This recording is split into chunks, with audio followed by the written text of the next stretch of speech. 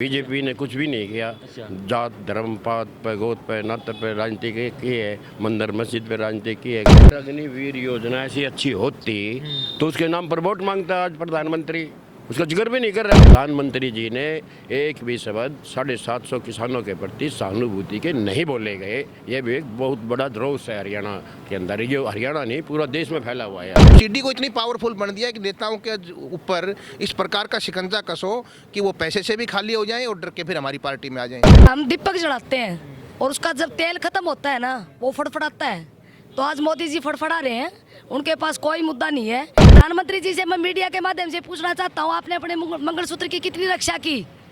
आज तक उसकी घरवाली इंसाफ मांग रही है। अगर हम बात करें बीजेपी सरकार में सबसे ज्यादा महिलाओं के बलात्कार हुए, सबसे ज्यादा मैं नहीं बोल रही, सरकारी आंकड़ा बोलता है ये। धर्मवीर तो वही है जो पिछले दिनों ये कहता था मेरी सरकार में कोई चलती नहीं, मैं तो एक कलर हूँ, फाइल लेके घूम रहा हूँ, मेरी कोई मान रहा नहीं। 42 बार गलती मानी थी प्रधानमंत्री ने। मेरी इन किसानों को समझाने में गलती होगी, मेरी समझाने में गलती होगी, मैं काले कानून वापस लेता हूँ। वो वापस लिए थे। 70 साल में नहीं किया तो आप क्या बेच रहे हो? क्या बेचे? देश की संपत्ति जो थी किसने खड़ी की थी? और उस समय जो कांग्रेस थी किन परिस्थितियों में देश को रोका, देश को बढ़ाया, क्या परिस्थितियाँ होंगी वो तो उस समय के लोग जानते होंगे। उन्होंने नारा दिया कांग्रेस मुक्त भारत करेंगे। अरे भाई कांग्रेस इतनी खराब है, उसके मुक्त भारत करना चाहते हो तुम? तुम्हारी बीजेपी को तो कांग्रेस मुक्त कर लो। तुम्हारी पूरी भारतीय जनता पार्टी के अंदर 40% नेता आज कांग्रेस के जाके बैठे हुए हैं। भारतीय जनता पार्टी, नरेंद्र मोदी, अमित शाह के पास सिर्फ 3 चीज़ें हैं। वो 3 ही चीज़ें बोलते हैं, हिंदू मुस्लिम, मंदिर मस्जिद, हिंदुस्तान पाकिस्तान। नमस्कार दोस्तों, आपका द हिंट में स्वागत है। मेरा नाम है विपिन कुलरिया। 2024 की लोकसभा यात्रा पे निकले हुए हैं और हमारा प्रयास है कि हर चौक और हर चौराहे पे जाएं और लोगों से समझें कि 2024 का जो चुनाव है उसमें कैसा माहौल है। इस समय हम भिवानी की लोकसभा सीट पे मौजूद हैं, जहां कुछ लोग हमारे पीछे खड़े हैं, जिनसे बातचीत करेंगे, समझने का प्रयास करेंगे कि यहाँ पर इस सीट पर कैसा माहौल है। सर, किसका माहौल ज़्यादा है यहाँ पर? रावदान सिंह का। रावदान जो बीजेपी के प्रत्याशी हैं धर्मवीर, मैं भी चाह था उनका, कहते हैं उनका भी काम भी अच्छा माहौल है। उन्होंने कुछ काम वगैरह किए नहीं किए? किसानों के साथ बहुत बदसलूक की है उन्होंने, बहुत ही। 17 गांव का धरना लगा हुआ था, मोड़ी गांव में हम गए थे, वो धरना में उन्होंने इनकार कर दिया मिलने से भी। रावदान का जो आपके उनका मतलब इतना माहौल है, क्या कारण है? इनकी अच्छाई बहुत है, बहुत काम किए हैं। क्या अच्छाई कुछ बताना चाहोगे हमें? मुझे एक आधा भाई को काम। हाँ जी अंकल जी, आप बताइए भाई। जो रावदान सिंह है, ऐसे कौन से काम है जो आप इनको इतना समर्थन दे रहे हो? बहुत ज़्यादा काम किया है, कांग्रेस पार्टी से समर्थित है ये। बीजेपी ने कुछ भी नहीं किया। जात धर्म पात पे गोद पे नत पे राजनीति की है, मंदिर मस्जिद पे राजनीति की है, कभी दिखाई नहीं दिए। लोगों में रोष है बीजेपी के प्रति, आम लोगों में रोष है, चाहे वो किसी भी कास्ट का हो, जाति का हो, धर्म का हो, बीजेपी के प्रति भारी रोष है। जो धर्मवीर थे, आपके पीछे प्रत्याशी थे, उन्होंने कुछ काम वगैरह कराए हैं नहीं कराए? ना, उसने काम करा तो ये हालत आज होती ही नहीं उसकी। बुरी हालत है उसकी, अब बहुत बुरी हालत से हारेगा धर्मवीर यहाँ से। मोदी जी की लहर नहीं है? मोदी जी की लहर बिल्कुल ही खत्म हो चुकी है। मोदी के नाम पर तो स्विच भी बंद कर देते हैं एलईडी के यहाँ के लोग। जहाँ एलईडी सस्ती है मोदी बोलता है झूठ, मंदिर का नाम लेता है, गोता मारता है, कदे मंगलसूत्र का हाथ लगाता है, कदे गाय को बेचता है, उसको कदे राम के अंदर राम का नाम लेता है। उस नाम से लोग एलर्जी मानते हैं कि विकास के नाम पर राजनीति करो आप। प्रधानमंत्री विकास के नाम पर राजनीति नहीं करते, धर्म गोत्र जात पर ऐसी राजनीति करते हैं। लोगों को नफरत हो चुकी है, पूरी तरह नफरत हो चुकी है। वो कहते हैं 400 पार सीटें आ रही है। वो 400 पार का नारा तो हरियाणा में पिछली बार 75 पार का नारा दिया था उन्होंने। आई 40, वो भी 10 झूठ झाट बोल के आई थी, आई 30 से थी। अच्छा, कहाँ है भाई? तो 400 का नारा दे दिया, 170-80 पर टिक जाएगा। तो यहाँ सबसे ज़्यादा किसका माहौल है? कांग्रेस का। कांग्रेस का, बिल्कुल। तो भिवानी में भिवानी ये तो है पूरा कांग्रेस का। ये लोकसभा का बता रहे हैं हम तो। 9 की 9 लोकसभा में कांग्रेस का माहौल है, एक तरफी माहौल है 9 की 9 लोकसभा में यहाँ पर। क्या कारण है अंकल जी इतना माहौल होने का? ये जी इन्होंने काम अच्छे किए ही नहीं, तो जनता पहले इन्हीं की तरफ हो गई थी। फौजी भाई भी हो गए थे, फौजियों के साथ इन्होंने अन्याय किया। अग्निवीर चलाई, कोई अच्छी योजना चलाई, इसके अंदर बच्चे 4 साल में तो रिटायर हो गए, कुछ मिलेगा नहीं। 2-4 बच्चे शहीद हो गए, उनको कोई दिया ही नहीं कुछ भी, तो ये कोई अच्छा काम थोड़ी है इनका। अगर अग्निवीर योजना ऐसी अच्छी होती तो उसके नाम पर वोट मांगता आज प्रधानमंत्री, उसका जिक्र भी नहीं कर रहा अग्निवीर। 2019 में तो मिल गए थे अग्निवीर के नाम, ना, अग्निवीर तो अभी लगाई है ना, जवानों के नाम पर 2019 में मिल गए थे। पुलवामा का जो 40 सैनिकों जबरदस्त उनका करवाया अटैक, उसके नाम पे लहर बना के वो ले गया था। अब क्या है वो, अब तो कुछ है नहीं। इसकी लहर है भैया, अब क्या है? अब की बार खुल्लम खुला चौधरी राव दान सिंह की लहर है, इसमें कोई दो राय नहीं है। चारों तरफ जो गांव का माहौल है, धर्मवीर को ताड़ किया जा रहा है, गांव से बुरी तरह से उनको काले झंडे दिखाए जा रहे हैं। मेन कारण ये है, जो गांव के जो बच्चे होते हैं, किसानों के बच्चे, मजदूरों के बच्चे, वो फौज के लिए एलिजिबल होते हैं। बड़े एसडीएम और डीसी तो वो लग नहीं पाते, वो फौज में अपना गुजारा कर पाते हैं। और फौज का प्रधानमंत्री जी ने ऐसा बुरा हाल कर दिया है जिसका कोई वो नहीं है। तो ग्रामीण बच्चों के पास कोई ऑप्शन नहीं है, वो बेरोजगारी की अपनी ज़िंदगी जी रहे हैं। भिवानी की लोकसभा सीट है, यहाँ जो धर्मवीर थे पहले 2 बार सांसद रह चुके हैं, और मैं पिछले लोगों से बातचीत कर रहा हूँ, तीसरी बार भी आ रहे हैं, तो क्या लगता है कुछ यहाँ? नहीं, धर्मवीर ने तो क्या हुआ, वो एक बार वोट मांगने के लिए आते हैं, उसके बाद उसका चेहरा देखना बड़ा मुश्किल हो जाता है। ईद का चांद बन जाता है धर्मवीर, ईद का चांद बन जाता है। हाँ जी, बिल्कुल चेहरा ही नहीं दिखाता। न तो वो खुशी में आता, और खुशी के साथ साथ न गम में आना भी पसंद नहीं करता वो लोग। जो किसानों के लिए काले कानून भारतीय जनता पार्टी ने बनाए थे, उनका विरोध हुआ, पूरे देश में विरोध हुआ। हरियाणा में बहुत ज़्यादा विरोध हुआ, जब धर्मवीर कभी किसानों के साथ खड़े ही नहीं हुए। किसानों के ज़बरदस्त विरोध है धर्मवीर के प्रति, खुद को किसान नेता, जबकि 13 महीने किसान सड़कों पर पड़ा रहा। सर्दी भी उन्होंने सहन की, गर्मी भी की, बरसात भी की, 750 किसानों की शहादत भी हुई। प्रधानमंत्री जी ने एक भी शब्द 750 किसानों के प्रति सहानुभूति के नहीं बोले गए। ये भी एक बहुत बड़ा रोष है हरियाणा के अंदर, ये हरियाणा नहीं पूरा देश में फैला हुआ है अब। इसलिए पिछली बार 10 की 10 लोकसभा सीटें भारतीय जनता पार्टी को थी, अब की बार कितनी सीटें आ सकती है? 10 की 10 कांग्रेस की आ रही है। 10 की 10 कांग्रेस को आ रही है। 2 पर सस्पेंस है, वो भी उड़ रही है उनकी। 8 तो है ही हैं, 2 पर भी कांग्रेस बढ़त ले रही है। किसका माहौल था? गुड़गांव और करनाल से भी कांग्रेस बढ़त ले ही हुई है। किसका माहौल है भैया यहाँ? देखो जी, यहाँ का माहौल भी रावदान सिंह जी का है, और एक्चुअली मेरा हल्का है तोसाम। अच्छा। तो वहाँ पे भी रावदान सिंह जी का है, और हमारा परिवार चौधरी बंसीलाल जी के साथ रहा है। मतलब स्टार्टिंग से ही बात करें तो काफ़ी, मतलब 1952 से जब सिलेक्शन स्टार्ट हुआ है, उसके बाद राजनीति की स्टार्ट है उसी टाइम से हुआ है जब चौधरी बंसीलाल जी हरियाणा अलग हुआ पंजाब से, तब से चौधरी बंसीलाल जी के साथ में हमारा परिवार रहा है। और इस अब भी बीच में एक बार चेंज हुआ था, बट अब जो दोबारा से कांग्रेस की जो लहर बनी है वो काफ़ी मतलब बहुत अच्छी है, और अब की बार काफ़ी बढ़त के साथ चली हुई है। बीजेपी के यहाँ सांसद धर्मवीर सिंह, उन्होंने कुछ काम वगैरह कराए हैं, नहीं कराए? जी काम, लोकल काम तो कुछ हुआ ही नहीं ना जी। जो वोट के लिए बात हुई है पिछली बार का कि मोदी के नाम पे वोट मिला है, तो अगर पर्सनली बात करें या फिर सार्वजनिक बात करें तो वो काम नहीं हुए कुछ भी। तो किसी ने कुछ बोला है सार्वजनिक काम के लिए, तो यही बोला गया है कि मेरे को वोट ना दे के मोदी को वोट दिए गए हैं, तो वो अच्छी बात नहीं है एज ए सांसद। नहीं, मोदी जी आरोप लगाते हैं कि कांग्रेस के अंदर भ्रष्टाचार बहुत था, और उनका राज दोबारा से आएगा तो महिला के मंगलसूत्र छीन ले जाएंगे, संविधान बदल दिया जाएगा। नहीं, जो भ्रष्टाचार की बात है तो उस टाइम पे अगर कुछ ऐसा लोगों को लगा था तो 10 साल कांग्रेस की सरकार बाहर रही है। अभी दोबारा से जनता को लग रहा है कि भ्रष्टाचार अब कुछ गलत हो रहा है, तो दोबारा से कांग्रेस की लहर बनी है ना, तो अब दोबारा से कांग्रेस की सरकार आने के चांसेस हो रहे हैं। हरियाणा में कितनी सीटें आ सकती है कांग्रेस को? हरियाणा में सीटें तो अभी 4 जून को ही कंफर्म हो पाएगा। फिर भी कुछ आंकड़े वगैरह कुछ आए होंगे? आंकड़े के हिसाब से जो 8 से 10 सीटें का जो लग रहा है, सभी मतलब 8 सीटों पे कंफर्म लग रहा है, 2 सीटों पे अभी कुछ सस्पेंस है। कौन सी 2 सीटें वो?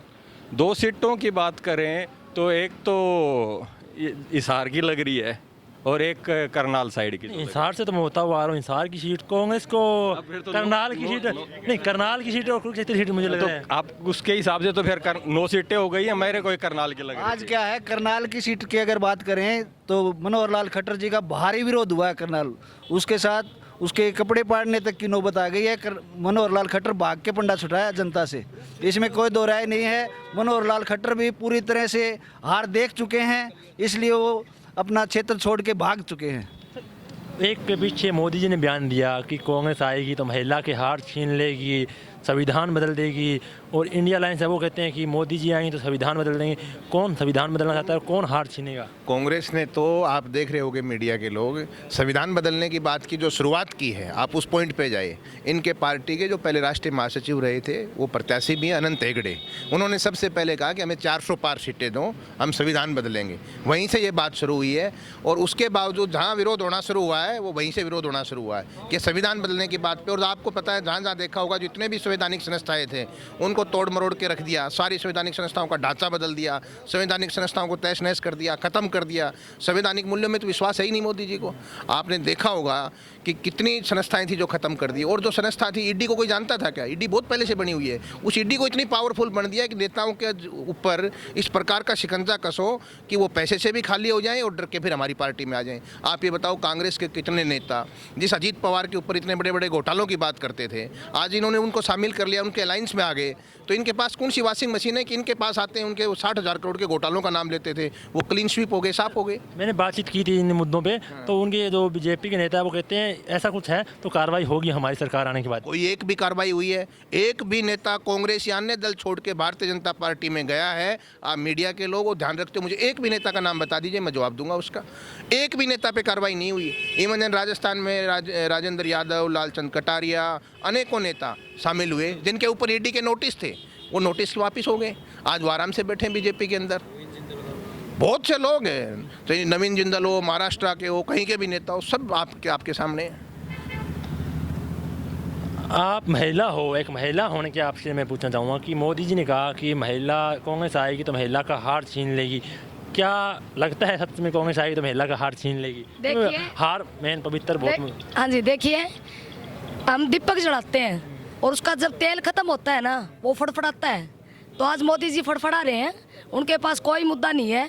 ये प्रधानमंत्री की भाषा होती है कि कांग्रेस आ जाएगी, मंगलसूत्र छीन लेगी, तुम्हारे घर से भैंस खोल के ले जाएंगे, तुम्हारे घर छीन लेंगे। ये प्रधानमंत्री की भाषा है क्या? प्रधानमंत्री जी से मैं मीडिया के माध्यम से पूछना चाहता हूँ, आपने अपने मंगलसूत्र की कितनी रक्षा की? आज तक उसकी घरवाली इंसाफ मांग रही है।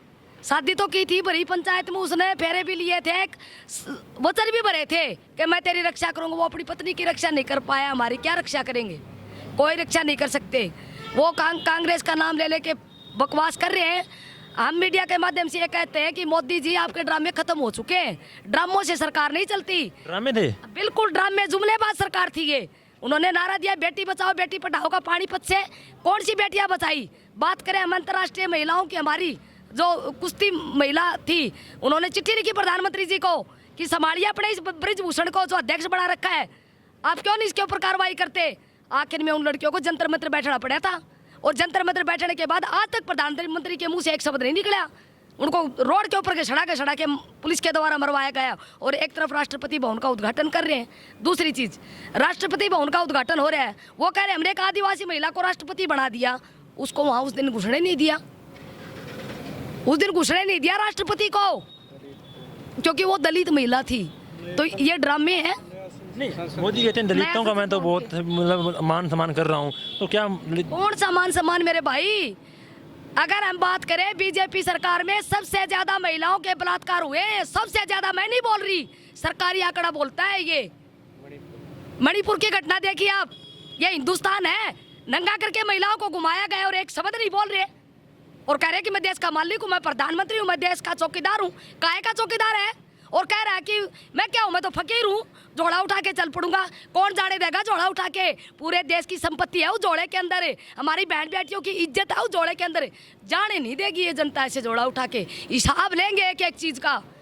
किसानों के ऊपर लाठीचार्ज की, किसानों को मरवाया, जवानों को मरवाया, महिलाओं को उठा के जेल में डाला। और जैसे भाई साहब ने बिल्कुल ठीक बताया, अगर बीजेपी में चला जाता है वो वॉशिंग मशीन में उसको धो देते हैं।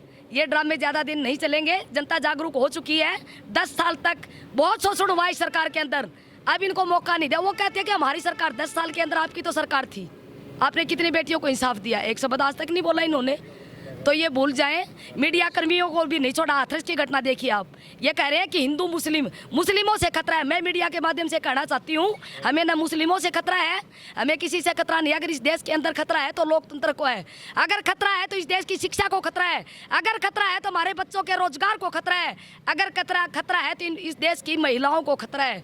हिंदू मुस्लिम सिख ईसाई हम सब भाई भाई हैं और ये धर्मनिरपेक्ष देश है, इसमें सब धर्मों के लोगों को रहने का अधिकार है। ये कौन होते हैं मुस्लिमों को और हिंदू के बीच में लड़ाई करने वाले? ये कौन से राष्ट्रवादी हैं? कौन सा अच्छा काम किया इन्होंने 10 साल के दौरान? हमें जात के नाम पे, धर्म के नाम पे लड़वाने का काम किया। लेकिन आज जनता जागरूक हो चुकी है। इन 15 लाख भी खत्म खूब भरे, इन नौकरी भी खूब दी, सारे बच्चे बेरोजगार घूम रहे हैं। तो हम मीडिया के माध्यम से प्रधानमंत्री जी को बताना चाहते हैं, प्रधानमंत्री जी छोड़िए इस कुर्सी को और आप अपना रास्ता नापिए। अब आपको ये कुर्सी नहीं मिलने वाली, ये मैं कह रही हूँ। वो 400 पार की बात कर रहे हैं, वो 400 पार। हाँ, वो 400 पार की बात कह के जनता का ये दिमाग बांधना चाहते हैं कि आप हमें 400 पार, क्या जरूरत है 400 पार की? 400 पार का नाम लेके कह रहे हैं कि हम अपने पूर्ण बहुमत से संविधान को खत्म करेंगे। वो संविधान को खत्म करना चाहते हैं। वो कहते हैं कांग्रेस संविधान खत्म करना चाहती है ना, कि हम करना चाहते हैं। कांग्रेस वो तो पता नहीं क्या बोलते हैं, झूठा प्रधानमंत्री है।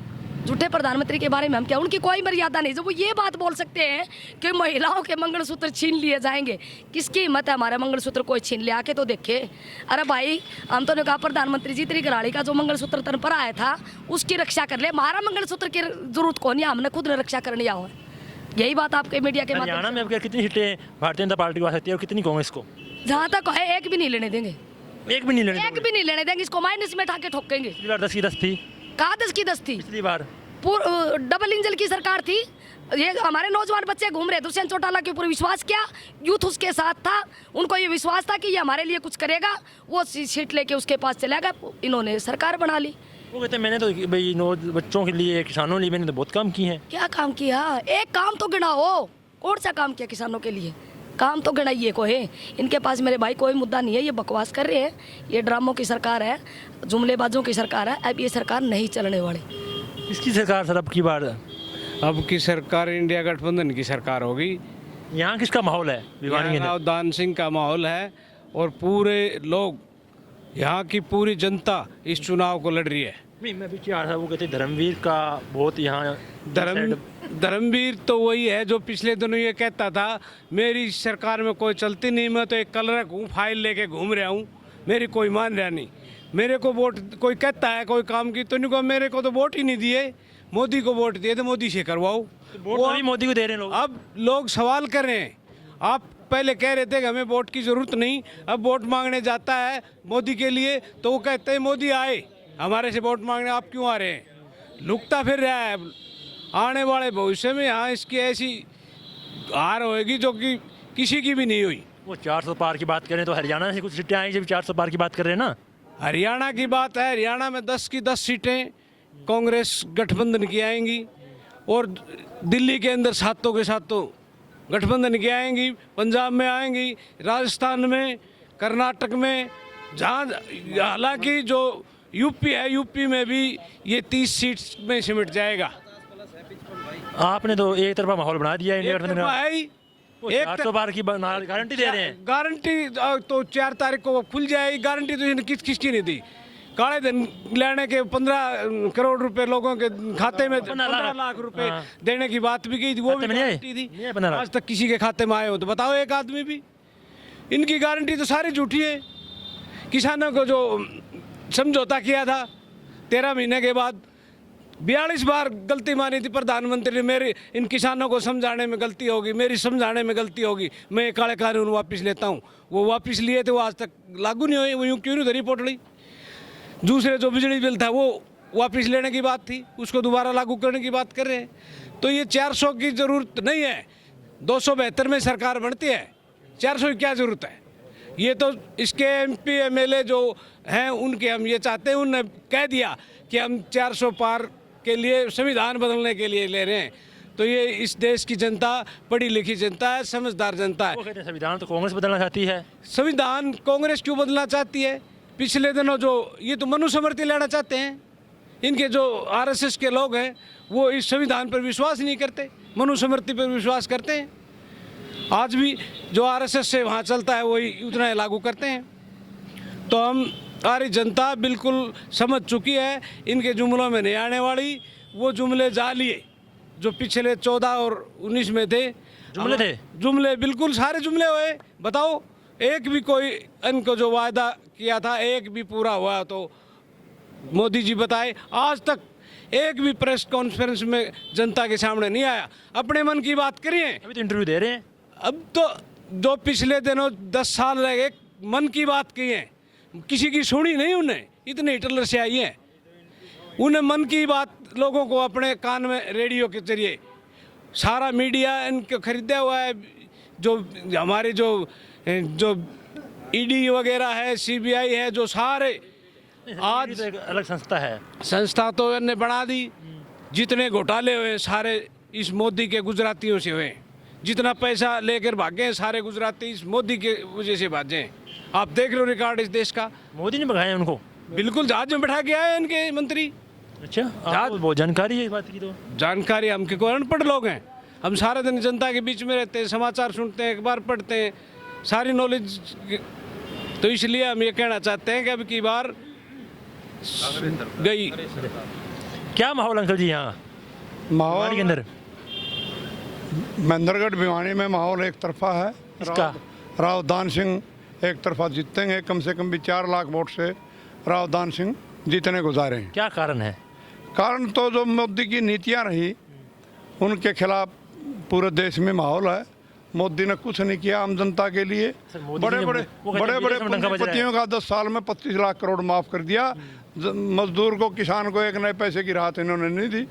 25 लाख करोड़ 10 साल में बड़े बड़े पूंजीपतियों माफ कर दिया।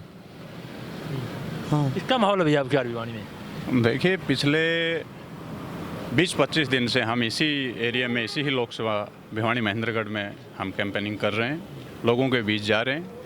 लोगों की भावनाएं जो निकल के आ रही वो मैं समझता हूँ कहीं न कहीं इस बीजेपी सरकार, इस मोदी सरकार से बहुत जनता उब चुकी है। क्या कारण है सर?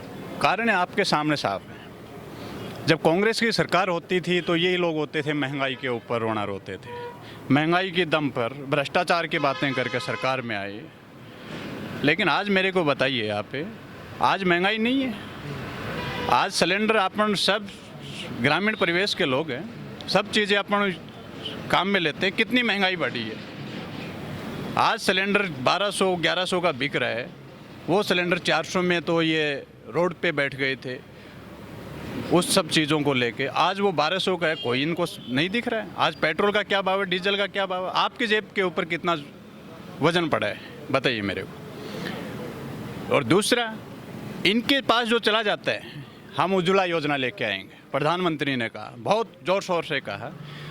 तो मैं समझता हूं कि इनकी उज्ज्वला योजना वो यही उज्ज्वला योजना थी जो इनके पास दूसरी पार्टियों को दबाव में देके कैंडिडेटों को ले जाते हैं और उनको उसी में से उज्ज्वल करके बाहर निकाल देते हैं। शायद मैं समझता हूं इनकी यही उज्ज्वला योजना थी। अब क्या कितनी सीटें हरियाणा के अंदर भारतीय जनता पार्टी को आ रही है? हरियाणा के अंदर आप ये मान के चलिए 9 तो कांग्रेस की हैं और एक इंडिया गठबंधन में दे रखी है। मोदी 400 पार का नारा है, तो उसमें कुछ हरियाणा सीटें आई जब 400 पार हो पाएंगी। आज 400 पार की अपन बात कर रहे हैं, अपने को आप क्या घटना कब क्या हो जाए अपने को एक पल का नहीं पता। ये मतलब इतने दूरदृष्टि से भांप लिया कि 400 पार आ रही है, तो 400 पार आ रही है। प्यार मेरे को मिल रहा है, लोगों का प्यार कांग्रेस के प्रति बहुत ज़्यादा उमड़ रहा है, बहुत ज़्यादा उमड़ रहा है। और कल परसों आपने भी देखा होगा, आपके मीडिया के माध्यम से हमने भी देखा, जो ये घड़ियाली आंसू जो बहा रहे हैं, इनमें कोई दम नहीं है। कोई इस बात का फायदा देश समझ चुका है इनकी बातों। कहते हैं कि 70 साल में कुछ किया ही नहीं। तो 70 साल में नहीं किया तो आप क्या बेच रहे हो?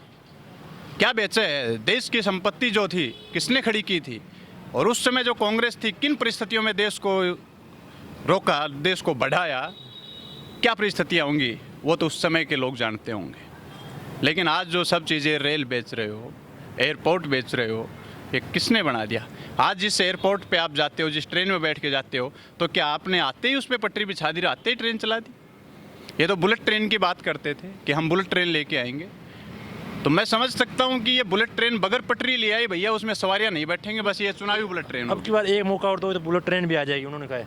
आपकी बार मौका जनता नहीं देगी। देश को बर्बाद करना नहीं चाहती है, देश को बचाना चाहते हैं। 10 साल दे दिया, 10 साल मैं समझता हूँ कम नहीं होता है। वो कहते हैं कांग्रेस आई तो देश को बेच देगी और संविधान बदल देगी। सिर्फ और सिर्फ हिंदुस्तान के अंदर कांग्रेस ही एक ऐसी पार्टी है जो सबका, गरीब का, दलित का, आदिवासी का, मध्यम वर्ग का, सबका ख्याल रख के चलती है। और मैं समझ सकता हूँ जब कांग्रेस आएगी तो बेरोजगारी भी दूर करेगी, रोजगार के भी नए साधन उपलब्ध करेगी, नए सर्जन करेगी, शिक्षा में, स्वास्थ्य में, सब चीज़ों में मैं समझ सकता हूँ सुधार होगा। किसका माहौल अंकल जी अब की बार यहाँ?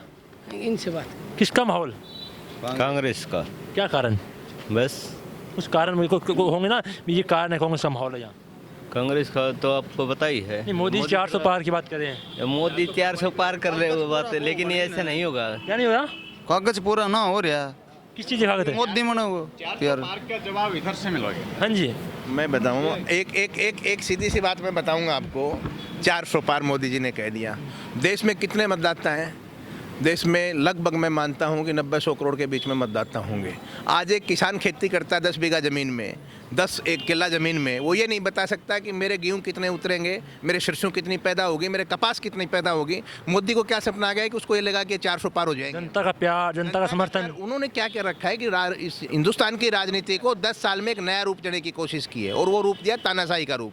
और उस तानाशाही के रवैये से देश पे शासन करना चाहते हैं, जैसे रशिया में होता आ रहा है, जैसे चाइना में होता है, उस प्रकार का ये शासन चलाना चाहते हैं। 400 पार का नारा इसलिए दिया कि विपक्ष के हैं घुटने टूट जाएं, लोगों का मनोबल टूट जाए, और लोग ये मानसिक रूप से मान लें कि यार बीजेपी तो 400 पार जा रही है। जब देश का प्रधानमंत्री 400 पार कह रहा है तो हमारा तो कुछ बचा ही नहीं। विपक्ष चुनाव लड़ने की हिम्मत ही तोड़ दे, हिम्मत ही न जुटा पाए, इसलिए उन्होंने 400 पार का नारा दिया है। जब मनोहर लाल खट्टर की सरकार दोबारा जब चुनाव लड़ा जा रहा था तो उन्होंने कहा अब की बार 75 पार। कितने पे रह गए? 40 पे रह गए। किसका गठबंधन लेना पड़ा? अलायंस किससे करना पड़ा? दुष्यंत चौटाला से करना पड़ा। कितनी लूट खसोट की सरकार चली, आपके सामने चली। तो 400 पार का नारा तो सिर्फ एक जुमला है, और आप कह रहे हो ना कि जुमलों से जनता हाथ हो चुकी है, जुमलों से परेशान हो चुकी है, ये तानाशाही रवैये से राजनीति करना चाहते हैं। हिंदुस्तान में राज आज हमेशा बदलता रहा है, कभी कोई प्रधानमंत्री रहा है, हमेशा ऐसा नहीं कांग्रेस का प्रधानमंत्री रहा, कांग्रेस के अलावा भी प्रधानमंत्री रहे, लेकिन किसी भी प्रधानमंत्री ने इस भावना से काम नहीं किया कि हम विपक्ष की कमर तोड़ दें। कांग्रेस हमेशा 400 सीटें भी लेके कांग्रेस ने शासन किया है, लेकिन कांग्रेस ने कभी नहीं किया हम भाजपा को खत्म कर दें, हम विपक्ष को खत्म कर दें। इन्होंने नारा दिया कांग्रेस मुक्त भारत करेंगे। अरे भाई, कांग्रेस इतनी खराब है, उसके मुक्त भारत करना चाहते हो तुम? तुम्हारी बीजेपी को तो कांग्रेस मुक्त कर लो। तुम्हारी पूरी भारतीय जनता पार्टी के अंदर 40% नेता आज कांग्रेस के जाके बैठे हुए हैं। पिछले विचारधारा मिलती है, विचारधारा की वजह से किया ना। कहीं एक दिन में विचारधारा रातों रात चेंज होगी? ऐसी कौन सी उनके पास विचारधारा थी जो रातों रात उन्होंने चेंज करवा दी? आप ये बताओ, पिछली बार 10 सीटों में रमेश कौशिक, अरविंद शर्मा, राव इंद्रजीत सिंह, चौधरी वीरेंद्र सिंह का बेटा, अनेकों नेता कांग्रेस छोड़ के भारतीय जनता पार्टी में गए। उनके पास नेताओं का अभाव था, उन्होंने टिकटें दी, जीत गए। पिछली बार पुलवामा का अटैक का एक ऐसा माहौल बना दिया कि मैं देश नहीं झुकने दूंगा, देश नहीं बिकने दूंगा। जिस दिन पुलवामा का अटैक हुआ उसके दूसरे दिन चूरू में आए कि पुलवामा का अटैक हुआ, मैं 4 बजे तक उस अटैक की मॉनिटरिंग कर रहा था, मैं सोया नहीं, पूरी रात जगता रहा। उसने देश का एक माहौल ऐसा बना दिया, लोगों के सेंटिमेंट जोड़ दिए कि मोदी इस देश को बचा सकता है। लेकिन अब देश इस बातों से उब चुका है, देश ये समझ चुका है कि भारतीय जनता पार्टी, नरेंद्र मोदी, अमित शाह के पास सिर्फ 3 चीज़ें हैं। वो 3 ही चीज़ें बोलते हैं, हिंदू, मुस्लिम, मंदिर, मस्जिद, हिंदुस्तान, पाकिस्तान। इसके अलावा चौथी बात उनके पास नहीं है। कोई बात आएगी ऐसे भग छोड़ रखे हैं। भाई, हिंदुस्तान का बजट कैसे आया? तो कहते हैं पाकिस्तान से बहुत अच्छा बजट है। आपने हिंदुस्तान ने रॉकेट कैसा, और पाकिस्तान से बहुत अच्छा रॉकेट लॉन्च किया है। टेक्नोलॉजी के निर्माता इस देश के अंदर कांग्रेस रही है। राजीव गांधी जी ने टेक्नोलॉजी लाए तो ये भारतीय जनता पार्टी के लोग कहते थे कि कंप्यूटर आ जाएगा तो देश में बेरोजगारी फैल जाएगी। आज ये कंप्यूटर नहीं होता, देश की क्या हालत थी? आप टेक्निकल सिस्टम आज हम कहाँ होते यदि ये लोग इन लोगों की मानते तो?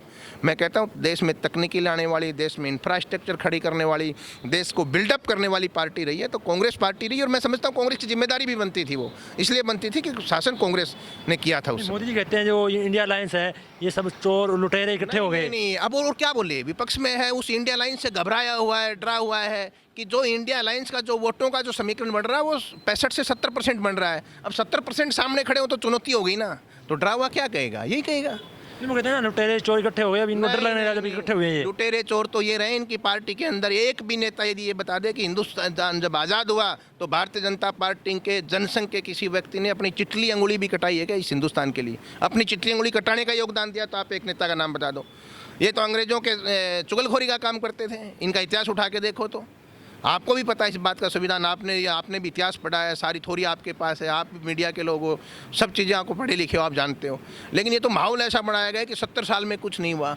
70 साल में देश में सबसे बड़ा इंफ्रास्ट्रक्चर, रेलवे के मामले में, कारखाने, मैं कहता हूँ कितने की सिल्वर प्लांट, शिक्षा, कितने बुनियादी ढांचे खड़े करे होंगे। आप वो दौर देखो, हमारे बुजुर्ग बताते हैं गाँव में आदमी 10-10 दिन में नहाते थे।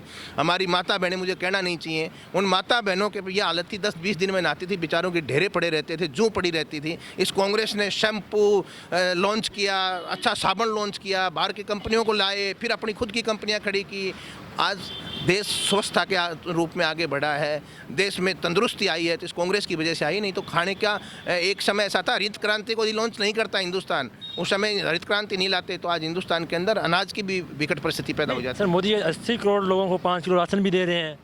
5 किलो राशन कहाँ से दे रहे हैं? मोदी जी घर से थोड़ी दे रहे हैं। जीएसटी का पैसा आ रहा है दुनिया भर का, 5 किलो राशन बट रहा है, वो मोदी जी थोड़ी दे रहे हैं, उसमें आधा स्टेट गवर्नमेंट का कंट्रीब्यूशन है। जहाँ मोदी की सरकार नहीं है, उड़ीसा में बट रहा है, राजस्थान में बट रहा है, सभी सरकारें बांट रही हैं। मोदी का कंट्रीब्यूशन तो उसमें मात्र 25% है, 75% तो स्टेट गवर्नमेंट उसको वहन करती है।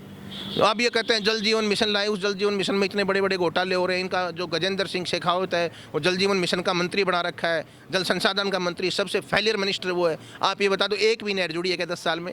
ये कहते हैं हम नहरों से नहरों को जोड़ेंगे, दिलों से दिलों को जोड़ेंगे, सड़कों के तार बिछा देंगे, जाल बिछा देंगे। मैं आपको इतिहास अपने आप को दोहराता है। जब अटल बिहारी वाजपेयी पहली बार सरकार बनाई, दूसरी बार सरकार आई तो एक उद्योगपति नेता उनके पास प्रमोद महाजन था, जो आज दुनिया में नहीं रहे। प्रमोद महाजन ने साइनिंग इंडिया का नारा दिया, वो इंडिया साइनिंग इंडिया का नारा फेल हुआ। किसी को भी नहीं पता था कि अटल बिहारी वाजपेयी दोबारा प्रधानमंत्री नहीं बनेगा, और रिजल्ट आया तो यूपी का ग्राफ इतना ऊंचा था। सोनिया गांधी गांव गांव घूमी थी, हर जगह घूमी थी, उसने सड़क से दौरे किए थे। और ये राहुल गांधी है, इस नेता ने साबित कर दिया कि मैं इसी में रहने वाला नेता नहीं हूँ, जनता के बीच में। हिंदुस्तान को कन्याकुमारी से लेकर कश्मीर से और पूर्व से लेकर पश्चिम तक नापा है किसी नेता ने हिंदुस्तान में। तो आज तक यदि किसी दांडी यात्रा के बाद कोई नेता चला है तो राहुल गांधी चला है। और लोगों में उम्मीद जगी है कि राहुल गांधी को जान पूछ किया, उनकी इमेज खराब करने के लिए पप्पू पप्पू कह के उनकी इमेज खराब की, उनकी इमेज को खराब करने का प्रयास किया। लेकिन वही राहुल गांधी आज ब्रांड एम्बेसडर बन के उभरा, लोगों के दिलों में राज करने लगा है। लगा कि आदमी मेहनती है और लोगों का विश्वास है, इसीलिए इंडिया ब्लॉक उन्होंने खड़ा किया, सब विपक्ष के दलों को इकट्ठा। मैंने बहुत काम किया है, वो गिना रहे थे।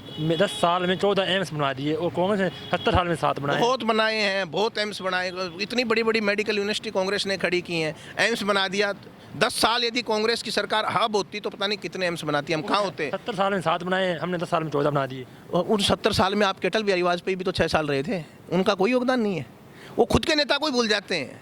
उनके नेता अटल बिहारी वाजपेयी भी 6 साल शासन किया था, उन्होंने भी कुछ नहीं किया। इसका मतलब तो ये हुआ ना भाई साहब, सब जनता समझ चुकी है, इन जुमलेबाजों से विदा लेना चाहती है। रही बात हरियाणा की, हरियाणा में 8 सीटें तो शोर शोट आ रही हैं, 2 सीटें जिन पे कंटेस्ट है आने वाले 5 दिन में, वो 2 सीटें भी कौन सी 2 सीटें? वो 2 सीटें करनाल और गुड़गांव है, सबको पता है। गुड़गांव 1 नंबर पे उनकी पक्की मजबूत सीट है, सेकंड उनकी करनाल है। लेकिन आने वाले समय में जनता करवट ले चुकी है। ये चुनाव मोदी भाजपा वर्सेस जनता का हो चुका है। इसमें कोई इंडिया ब्लॉक और कांग्रेस के लिए से भी ज्यादा जनता इस चुनाव को लड़ रही है। जनता ने अपने हाथ में ले लिया, हम देखेंगे इस मोदी को हम सल्टाएंगे। हम जिस सीट पे खड़े हैं, मैं लोगों से बातचीत कर रहा था तो ये लग रहा है कि ये सीट भी भारतीय जनता पार्टी जीत रही है। तो क्या लगता है सीट का क्या रुझान? नहीं, ये भारतीय जनता पार्टी नहीं जीतेगी किसी भी सूरत में। ये अब देखो, ये लोकतंत्र है, इसमें कोई बात नहीं तो लिख के ली जाती, नहीं कोई शर्त लगाई जाती। लेकिन ये तो 4 जून को परिणाम खुलेगा, जब देखना पहले राउंड से रावदान सिंह का जो लीड है वो बढ़नी शुरू होगी, और अंतिम राउंड जब शाम को 3-4 बजे रिजल्ट आएगा तो 3-4 लाख से जीत हो चुकी होगी। ये तैसा है, इसमें कोई किंतु परंतु नहीं है। दोस्तों, हम इस समय भिवानी की लोकसभा सीट पर मौजूद हैं और लोगों से हमने बातचीत की और समझने का प्रयास किया कि भिवानी की सीट है, वहाँ का माहौल कैसा है। आपको हमारी बात कैसी लगी कमेंट बॉक्स में बताएं। वीडियो को लाइक और शेयर कीजिए, चैनल को सब्सक्राइब एंड फॉलो कीजिए। धन्यवाद।